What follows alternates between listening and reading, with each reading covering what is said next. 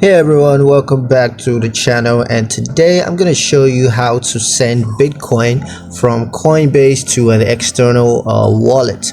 Alright, if you've been wondering how to send Bitcoin from Coinbase to an external wallet, this video is for you. I'm going to give you a quick step-by-step guide on how to get this done. So let's not waste any more time. Let's jump straight into it. Now the first thing you're going to do is to log into your Coinbase account. You can log into your account on the mobile app, or you can do that on the official website. And once you're logged into your account, you just want to go to the accounts tab.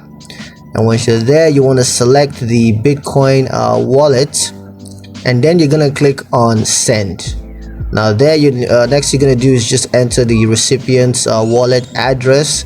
Of course, you need to have that prior. I just enter that in this space here, and then you're going to enter the amount that you want to send and just confirm the transaction, and that's pretty much it. So yeah, that's how you send Bitcoin from Coinbase to an external wallet.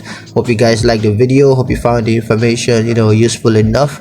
If you did, like the video, comment down below, let me know what you thought.